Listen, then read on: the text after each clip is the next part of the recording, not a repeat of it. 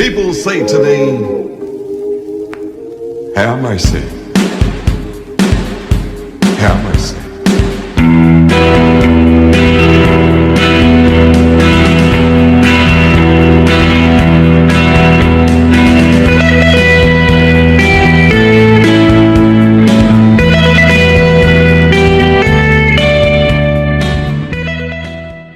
Welcome to the Good, Bad, and the Wrestling and Tony James podcast. We are going to have episode 2, that's right. And no better guest for episode 2 than the man from the center of the earth. That's right, it's... Jimmy! Jimmy Fahrenheit. That's right, he's going to be joining us for episode 2. We're going to talk about, once again, independent wrestling. We're going to talk about how Jimmy got into business, how he stays in the business, and what makes his business. So thank you for tuning in to the Good, Bad, and the Wrestling of Tony James podcast as we get down to business with the man from the center of the earth, Mr. 200 Degrees, Jimmy Fahrenheit. Are you into RC trucks? If you are, even if you're not, check it out. You need to go to Facebook to Three Brothers RC. They're introducing their all-new Black Jacket 1/10 scale censored crawler motors. This was announced way back in January, and I'm just giving you some insight. You want to try out these little guys. They're smooth as silk, and they pack a punch. They're 3 ounces with wires and bullets. They're small in size, but don't let that fool you. They can run wheelies on your TRX4 down the road, and they break anytime. The best thing is that they have instant forward and reverse throttle inputs. Running in sensor-only mode on your Castle ESC, you can abuse them, and you don't have to worry about it stalling. Of course, they are waterproof, and they can handle anything you throw at them on the trail. So whether you can throw something at me in the ring, or you can throw something at this Black Jacket on the trail, either way, you're going to get your money's worth, and you're going to improve the quality of your RC. Go to Three Brothers RC on Facebook. Check it out now while supplies last. Hey, this is Outlaw Tony James, and I got the bell of justice ringing today, the good, the bad, and the wrestling. This is the Tony James podcast. And today, I'm so excited, I got goosebumps right now talking to the man from the center of the earth. I have Jimmy Fahrenheit. Jimmy, how's it going today? Oh, it's going great, Tony James.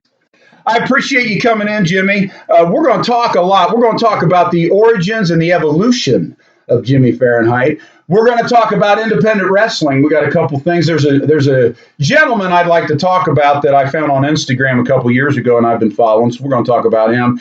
So before we get going, Jimmy, what's going on, man? Oh, man, just hanging out at the house, building Legos, and going to the gym. There you go. Hey, so if you didn't know, Jimmy and I are the PWA Tag Team Champions. I'm talking to probably one of the quintessential tag team wrestlers, Jimmy Fahrenheit. Every guy that he's tagged with, he has made gold with.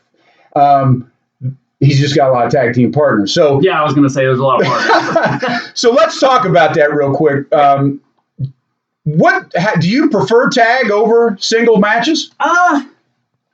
In the very beginning, no. I was really just about being a singles wrestler and just wanting to be the guy at the top of the card. And then it kind of just slowly was like giving opportunities about like, hey, you want to start, you want to tag with this guy, see what it can do. And it just kind of evolved to where I just liked having a partner. I like that you can kind of get a little bit more creative in tag team matches. Yes, absolutely. You know what I mean? Just with all the double stuff you can do. And then also with just different tag team partners, like, because there'd be some guys I would tag with and we were like, we would look like the same guy, you know what I mean? Where it's the tag partners that look like tag partners. And then you had the opposite guys where you got the big, strong dude and the small, high-flying dude. And then you got, outlandish guys that come together, you know what I mean? And kind of like me and you, like Tony James, the Outlaw Tony James and, Jimmy Fahrenheit, those are two totally different guys. Absolutely. But like they come together as like just these two, unstoppable forces. No, I agree. If anybody caught our match with the Russians, this last match with Randy and JT, I like that one. The way, and I was never a tag team guy either. I started out singles and enjoyed doing the single work. But I agree with you. When you get in with a guy that you can talk to without talk. Right. Like just looking at you, we know exactly what would be a good place for this to take a guy down, and I totally get it. Now, I will say this. When you first started out, I thought one of the best tag team concepts you had was with Mace Young. That was you guys were a good looking tag team. No, yeah. Now, did you guys end up winning the PWA tag belts? Yep, that was actually my first title in the PWA. Okay. Tag team titles with him. And then you had a couple guys in between that you were probably put together more to give the guy a rub and to get him over the hump. Yeah. I think you won belts with a couple of those guys. Am I right? Yeah, not all of them. When I was in Arctic Meltdown, we did not win. No. We did not win it then. That was a meltdown. That didn't last long anyway. That would be one of those tags where I felt you should have just stayed single and continued doing your thing. Yeah. But I was pretty fresh into the PWA for that. So I think I'm still in that mindset of like, hey, I want to be on every show, absolutely, on every card. So they're like, hey, you want to be in a tag? I'm like, let's go. Yeah, it's getting me on the show. So definitely. But no, yeah, me and Mace, the Phenomenal Phoenix Brothers, we won we won gold. I don't want to leave anybody out. Oh, and then we had was it Team Straight Fire? Yes. Okay, yeah. You guys won the tags. I don't think we did. I think it was like close all the time, but I don't think we did. Because then I know after that I was in the gold standard. Yes. Yep. And then. Well, I'm going to check the history book. I actually have the history books of PWA, so I'm going to check that out. I'm a 3-time PWA tag champion. All right. And it was the Phenomenal Phoenix Brothers, Casino Heat, and then Texas Toast or Jimmy. We have yet to have a name. Jimmy and Tony James. Yeah. So that's my 3 times. Okay. Yeah. Well, and we're now kind of shifting gears. The evolution of Jimmy Fahrenheit. I remember. Evolution is a mystery. Yes, when you came in. It was the black boots. It was the flame tights. That's the classic Jimmy Fahrenheit. I miss those tights. That's my favorite Jimmy. Yeah. And then you've evolved throughout. And then, of course, what we got now is the top hat and tails and smoke, fire, and brimstone stuff. Absolutely. Tassels. But your work, the way you wrestle and the way you prepare and what you do is totally evolved as well. Yeah. And the fluidness, I just... If you're out there, if you're a wrestling company and you want good competition and you want to put butts in the seats on a consistent basis, somebody book this man. The guy can work. Any guy. You can work any size, any shape. You know what you're doing. And like I said, there's a fluidness and a flawlessness about what you're doing. Nobody's perfect in the ring. Right. I mean, I went back and watched our last tag match, and I can pick out certain things I wish we could have done better or whatever. But the bottom line is your evolution. Where do you think, at what point in the past 6, 7 years, maybe even 8, right? Probably been 8. From when I first started was back in 2012. Okay, so you're working on 9, right? Yeah, or 10. 10. So at what point do you think your career hit where you went, okay, I can finally hit 4th and 5th gear, and now this stuff is like second nature to me? That is a good question. Is there a particular moment, match, or point in time, or do you just think it just slowly oozed out of you? I think when I know it's going to sound weird, but the time frame for me when I was just like, oh yeah, I got this. Like it didn't matter who I was in the ring with. It didn't matter anything. It didn't matter.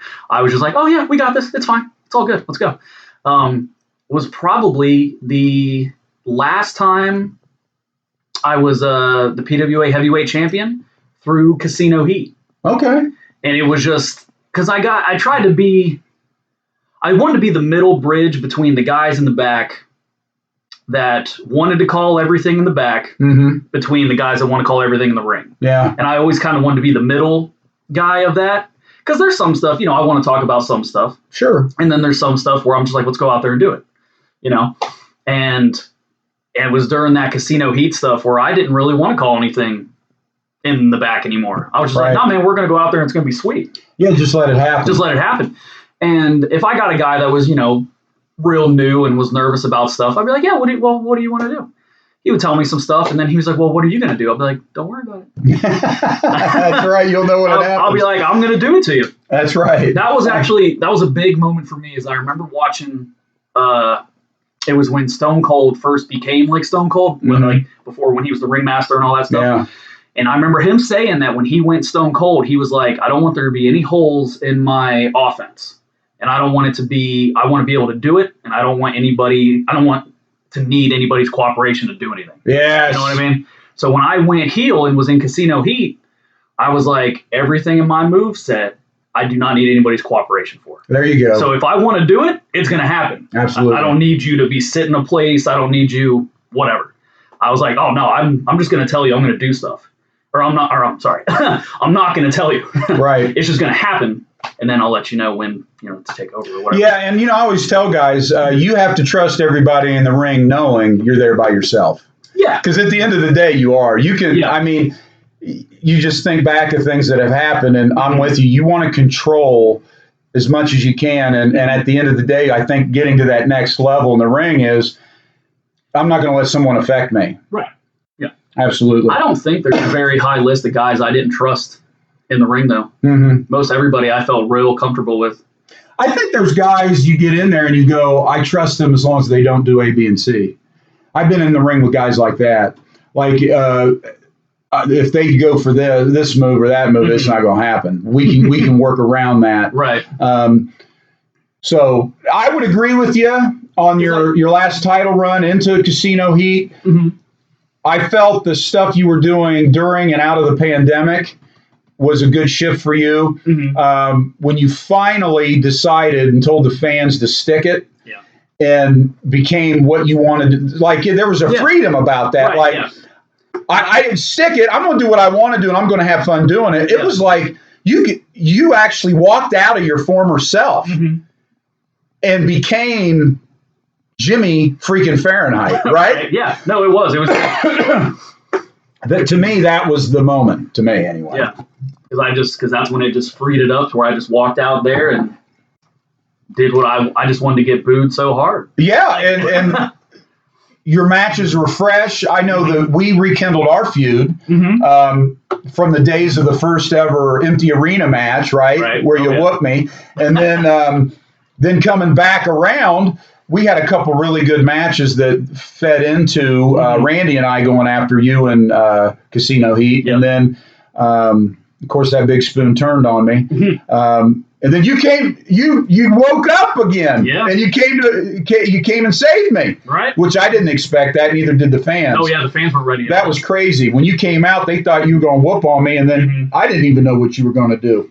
That was actually a really tense moment for me because I hadn't been in front of the fans for like 6 months, and I was like, and I was like, bro, I'm going to come out and I'm going to hear crickets or something. You know what I'm saying? No, I get you. I was all good with it being a bunch of cheers or all good with it being a bunch of boos because I left as a heel. And I was like, they're going to play my music and nothing's going to happen. and then, they started playing the music, but I changed the music to some older music. Right. So I was like, and I heard a little bit, I heard no noise. And then as soon as Aaron said from the center of the earth, then it just blew up and I was like, oh, whew, absolutely. Right. And it's all about timing, and I thought that was a perfect time. And then for us to tag up, what I like about tagging with you is we can go single, and it doesn't affect what we do, and then we can get together. And I agree with you multiple times. We could show up 5 minutes before the match and just go, "Hey, see you out there." Yeah. Because I know we were talking a little bit before the show. I don't have to, I know this sounds kind of cocky or whatever, but I don't have to worry about you. You know what I mean? Like, I know you know what you're doing. You know what I mean? So I'm not like, oh man, I hope whoever I'm tagging with, I don't have to be like, oh man, I hope they know to whatever at this point or whatever. Right. So I'm like, yeah, no, we got it. It's just going out there clear headed, just to go out there and, do what we got to do. It's, and a lot of guys can probably connect with this. When you're in there with somebody who knows what they're doing, and you don't have to, like, we verbally communicate, but that's just us talking trash in the ring and letting people have it. But it's kind of like that.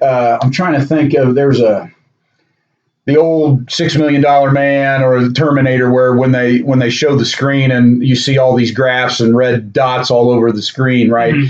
When you're looking at the ring, you just see patterns and you start to see, well, we could do this and this as it's happening. Oh yeah. And you just look at each other and it's like, boom, mental telepathy, it happens. Mhm. And also, it's rare when you work with a guy and you see that the other team has put you in a position that's going to be detrimental to what you're doing, Mhm. and you're able to correct it Yeah. without telling anybody. That's the other thing that is next level stuff, in my opinion, when you can tag with a guy and you're working with a team that either doesn't know what they're doing or their main goal is to make us look bad. Right.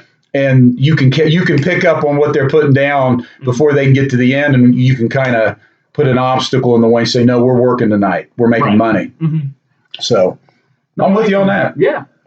No, I was going to say, and I think a lot of getting comfortable in the ring is just being willing to improvise Yeah. and just to not know because you don't really ever know what's coming up next. And that could be anything. That could just be from like one little step in one direction, or like our tag match that we had with JT Hogg and Randy when we did the double leg drop spot.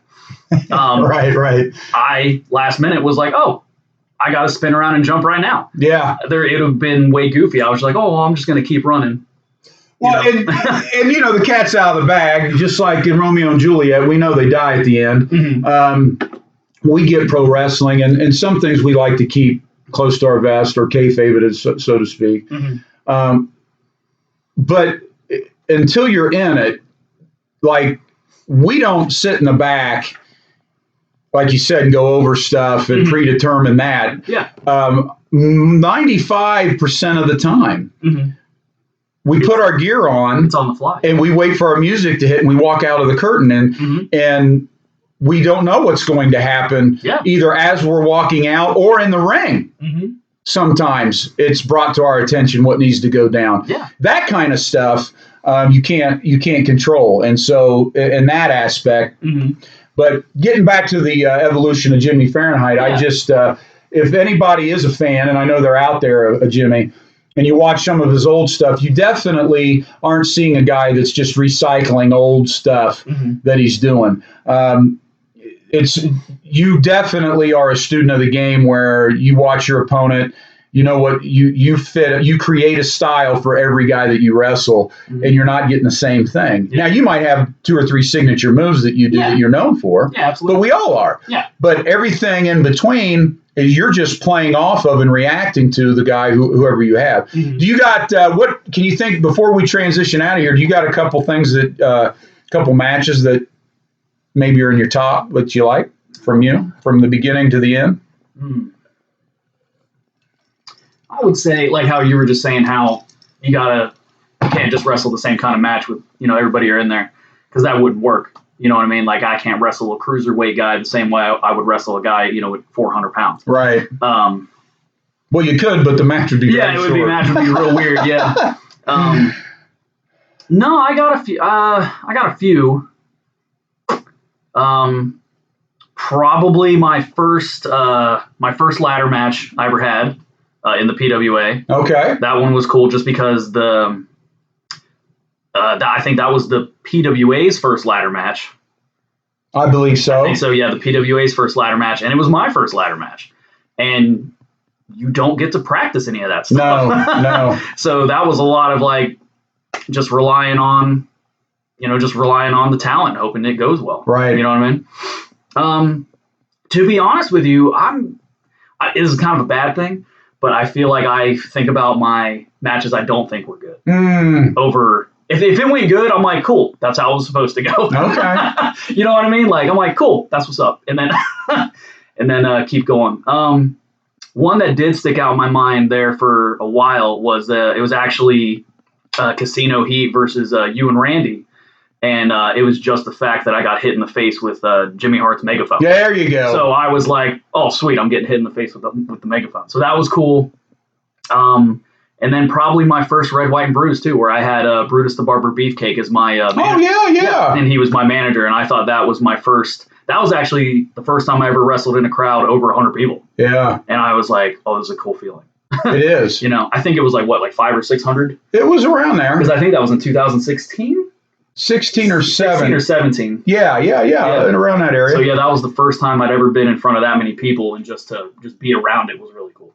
Yeah, I would say if we, talking modern day with work rates and stuff, you had a match with Krypton that I felt psychology-wise and just everything overall was a really good. He was great to work with. But the way you wrestled him showed your versatility. Right. I'm always going to be fond of the first ever Empty Arena match that we had, where it was an hour show, but it was one match and it had promos and hype packages, and I just thought that was I know that to me, I always want to wrestle guys that are going to improve me, and that I think helped me get to a certain level as well. And then the Russians, I put Victor Vanko over on my last podcast episode, and I'm telling you, the guy can work. And that match, the crowd reaction, just everything, and then being able to do the Dave Draper and the bow and arrow after the match was the coolest thing ever. But with that being said, the evolution of Jimmy Fahrenheit is ever changing and still improving. And we got to make sure that either tag or single, we get Jimmy in the ring and we get people out there and exposed to what he can do. With that being said, we're going to take a quick break here at the Good, Bad, and the Wrestling, and when we come back, we're going to talk briefly about independent wrestling like we always do. We'll be right back. Hey, you looking to get in shape? You looking to keep your shape? Are you looking for a family atmosphere? Are you looking to be driven? I'm telling you right now, I know the place where you can go. That's Southpaw Boxing Club in Hilliard. Their phone number is 740-973-4869. They have kids classes. They have adult classes. You can run the mitts. You can run the heavy bag. Whatever you need to run, they're running it. It's run by a great company, which is a Southpaw Boxing Club. The owner, Eric Asher, is going to treat you right. He's going to keep you tight, and he's going to keep you where you need to be. That's the Southpaw Boxing Club. Hit them up and tell them Tony James sent you. Hey, we are back. The Good, the Bad, and the Wrestling of Tony James podcast. Do you hear it? Do you hear it? The bells of justice are ringing today. We have Jimmy Fahrenheit in at the Lariato Ranch. Now, I want to talk a little bit about independent wrestling. There's a lot of discussion, whether it be in PWI or how people view independent wrestling. I know everybody knows my stance by now, if they've been listening, that independent wrestling to me is not your MLWs, your NWAs, your WWEs, your AEWs. There's a fine line between guys that maybe made it to the show for a match and now they're still in the independent scene, or guys that made a living and now are on the independent scene. And I know the Cardona example I gave was one of them that I don't think he should have received the Independent Wrestler of the Year award.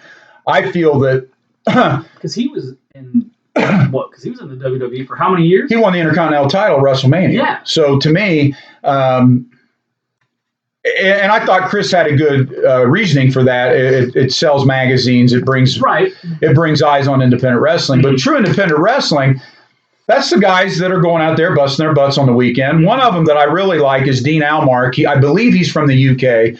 I would love to see you two guys go at it. If you get a chance, look him up. He's on Instagram. Okay. I believe he has a training site on YouTube where he does videos. But Dean Almark, he's one of those guys that I'm not aware of seeing him in any major companies in the States, and I'm not aware of any major UK. Now, he might be major UK, but I would consider him independent. He kind of gives me the Prince Devitt vibe, the Bryan Danielson vibe when they were on the independent scene. Right. Like you knew they were going somewhere. But they were just at that level. They were happy doing what they were doing and knowing they were going to make their big break. He kind of gives me that. Okay. Can you think of anybody on the independent scene do you get a chance to watch any of that? Do you watch that, or do you got any guys in your head? I don't really have a bunch of guys like right in the forefront of my head or anything. I usually just, like how you were saying on Instagram, I just see like little clips of what some guys are doing. But I know you were talking about Matt there, and I was gonna say I feel like a lot of guys I mean, I feel like there's a few exceptions to the rule, but I feel like the indies is kind of where you're born. And for, I think, like 90% of the guys, it's where you die. Yeah, I can see I mean, that. don't get me wrong, there's exceptions to the rule. There's Yeah. guys that make it and they never go backwards. You know what I mean? Like like the Triple H's and like the Flair, Of course. stuff like that. You know what I mean? Like the guys, they're never going to, But those guys were put right into the business from the get-go because they Right. weren't indies at the Yeah. time, right? but like somebody like Kevin Sullivan, that dude was in the indies, made it to the top, and now he's back on the indies. Or I think he's done now, but what I Right. mean? But he went back to the indies. So it's weird what I would call an independent wrestler. You know what I mean? Hmm. I think if you were, because like what you said, I don't consider Matt. What's his last name? Cardona. Yeah. Or 'Cause I don't- Cardone or Cardona. Yeah, because I don't consider him an independent wrestler either. I just consider him a guy who is just not, like you said, like he's just not signed yet. Well, he's with the NWA now. Yeah. At the time, he had a brief little stint, just like when Cody Rhodes left the WWE. And Would you consider Ring of Honor independent? Because everybody calls them the super indies. You know what I'm saying? and once again, I'm not using independent as a negative. No, it's At not. all. Yeah. I consider Ring of Honor. They had before, and now they're a Right. conglomerate of. Mm-hmm. But they had a TV spot. I went to a Ring of Honor show. That's, to me, that's wrestling. Yeah. I don't consider, to me, independent wrestling are companies. They go to a war memorial hall. Mhm. They put up a ring. You know what I mean? No, yeah. The guys bring their own merchandise. You got a guy who's either running a one-off show or trying to create storylines. Mhm. We have tons of independent shows everywhere. Oh, yeah. I'm going to tell you, in Ohio, if you can check out War Wrestling, WAR, War Wrestling, I think they are a top tier independent show. Mhm. Now, within that show, everybody has a theme and how they promote that show. The production, the drawing power, the way in which their promoter works it, I would consider that if you could get to War in the state of Ohio, Mhm. I think that's a good thing. War to me would be a step below Ring of Honor, Okay. MLW. I consider, and then we were talking about it last show. Memphis Championship Wrestling's out there. Check that out on YouTube. Mhm. I consider that a step above Indies. But you could still call Memphis Indies because they don't really have a TV shot. They're cultivating their own guys. Those guys kind of haven't made it yet. Mhm. That's independent wrestling. It's just you can have different levels of independent. Yeah. Like to me, the PWA would be middle of the road. We're not War Wrestling. Yeah. Let's face it. I'm not going to lie to you. Their guys are bigger and do different things than what PWA does. But then you've got a lot of companies, in my opinion, that are below PWA, and then you have the guys who put a ring in the backyard. Mhm. They're not trained, and they create their little YouTube and TikTok videos. Yeah. So, as a guy to win an award, I am pushing, and I've got something in the works here at the Good, the Bad, and the Wrestling to promote real independent wrestling. Because a lot of us, and I'm not looking to make it big. If it was 30 years ago, I would have. Mhm. But I think independent wrestlers, as we see it, need to be recognized, and it would be cool for the magazines to actually have a section that was true Mhm. to independent wrestling. And there's a lot of good stuff out there. If I'm booking, if I have my own company, I'm going to tell you right now, promoters wouldn't like me because I'm cherry picking. I'm going through I'm looking at who's putting butts in the seats. Right. We talked about this last show. There's 6 matches basically on Mhm. technically, average. Some put 20 matches I was on. going to say, yeah. I'm not going to those. Right. Who's making money? You know what I mean? Yeah. What do you look when you go to a show? Because you've been to some. Yeah. What, Oh, yeah. What are you looking for? I mean, at the end of the day, man, I think I'm just looking to get entertained. Okay. You know what I mean? I know, shout out to Chris Pruitt, and I know he likes watching bad wrestling. I can't take that the whole show. You know what I'm saying? I could probably take one. Mm, You know what I mean? And I could take one, and I could be like, you know what I mean? right. But other than that, I think I'm looking for variety. I don't want all the guys to look the same. I know this is going to sound kind of goofy, but I am a big fan of people's entrances. I want it to be, I don't want it to be the same kind of music for every guy and every guy just walk to the ring and then get in the ring and then stand in the corner. Like, I want to be like, I want the guy to look like an individual through the whole process. Yes. I want it to be, your music's unique. The way you go to the ring is unique. Your outfit's unique. The way you wrestle is unique. How you talk, how you sell, all of it. Like, because I do think a lot of it all just blends together where it's just heavy metal, wearing all black, walking to the ring, not smiling, Yeah. and doing a Canadian Destroyer or whatever. Right. Would you agree or disagree with this? It seems like we haven't got, and you can thank Stone Cold Steve Austin for this. I always say he introduced shades of gray into wrestling. Okay, yeah. You had your clear cut good versus evil, and then you had Steve Austin, and now I still feel we're in the age of I want to be a bad guy type, but I want to be cheered. Yeah.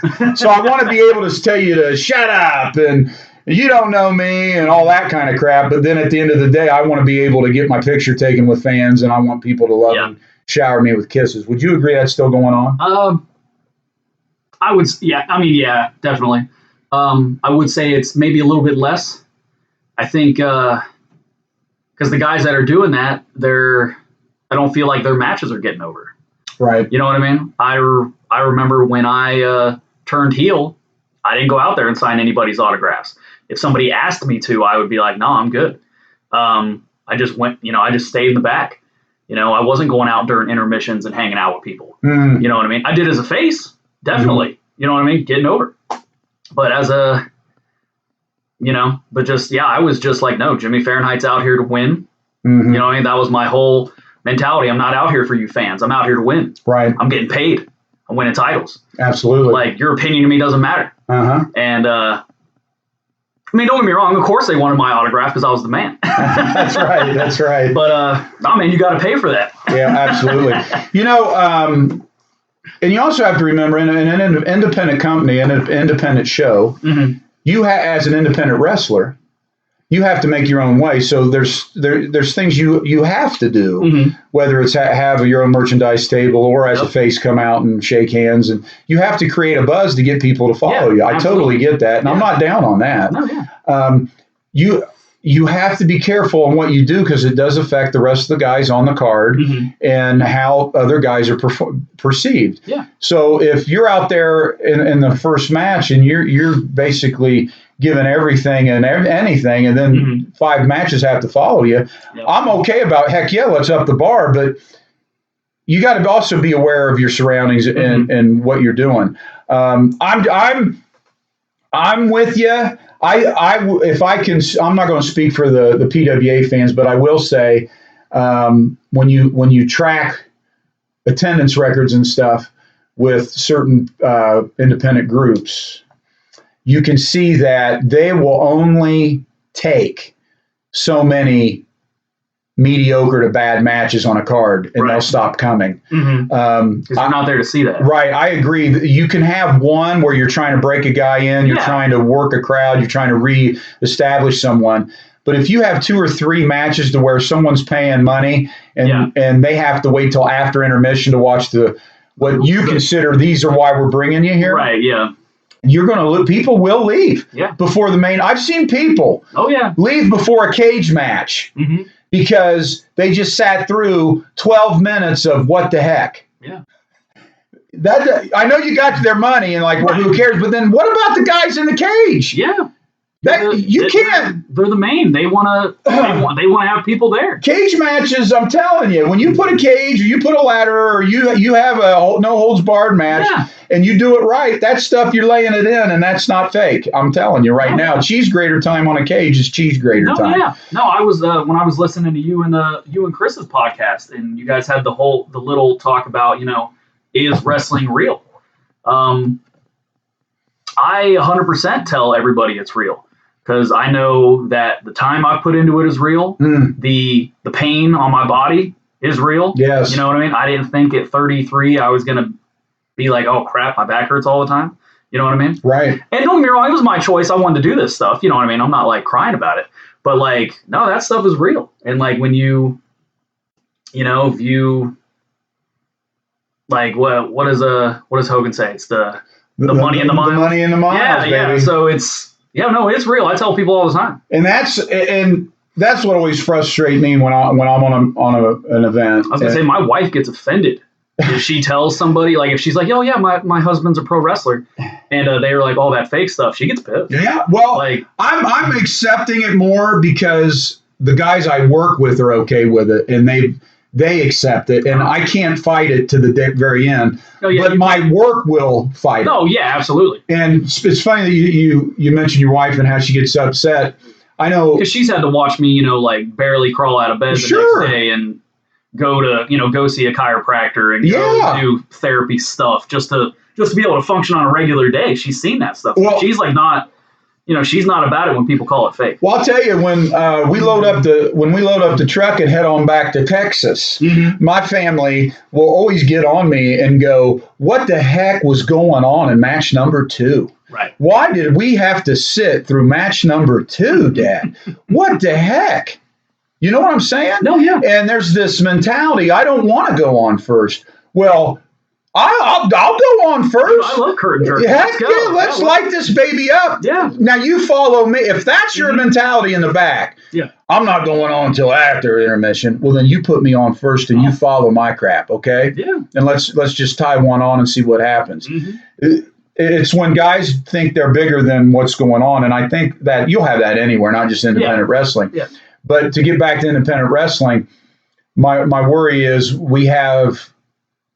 I think there's a small amount or a small percentage of guys that are out there that I feel aren't getting booked that should be getting booked. Yeah. Because they make money. And I don't know why, if they're not approachable, maybe they're not putting their stuff out there to get booked. I know that promotions are probably getting inundated with tons of guys. Oh, yeah. And you can't go through every one. So you just, who's flashy, who's this, who's that, Yeah. and it's trial and error. If you're established and you bring guys in, oh, he sucks, I'm not using him anymore. Oh, I like this guy, I'm going to keep him. And hopefully you get down to those guys that should be booked. It is what it is. But, hey, we got guys that you should be booking. And No, Jimmy absolutely. Fahrenheit, if he's going to wrestle, he should be one of them. Where can we find Jimmy Fahrenheit on social media? Oh, on social media, yeah. I got the Jimmy Fahrenheit fan page. That's on Facebook. And then it's Jimmy Fahrenheit 200 on Instagram. There you go. And, send me a message anytime. I check it every day. And, I'm open to bookings. Awesome. Jimmy Fahrenheit, center of the earth. We're going to take a brief intermission. We're going to come right back after these words. You are listening to The Good, the Bad, and the Wrestling, a Tony James podcast. Three Brothers RC. If you need things from the 4.9 dual stage anti-foams, do you need the SCX6 power plant? We got them. We got the anti-foams. We got the power plants. We're running everything we need to run and more. That's Three Brothers RC. Hit them up. Check them out. Improve your RC experience. Hey, I want to thank Jimmy Fahrenheit for coming to the Lariato Ranch today here at The Good, the Bad, and the Wrestling and Tony James podcast. We just scratched the surface today with the evolution of Jimmy Fahrenheit, his take on independent wrestling, and coming soon to this podcast, Jimmy and I are going to talk about who we feel is the greatest of all time. But until that time, once again, I want to thank Jimmy Fahrenheit. Check him out on his social media. Remember, this is the good, bad, and the ugly. You don't have to go home, but you can't stay here. I appreciate you for checking in. Remember, be good to yourself. Be true to yourself. God bless America, and God is good. It's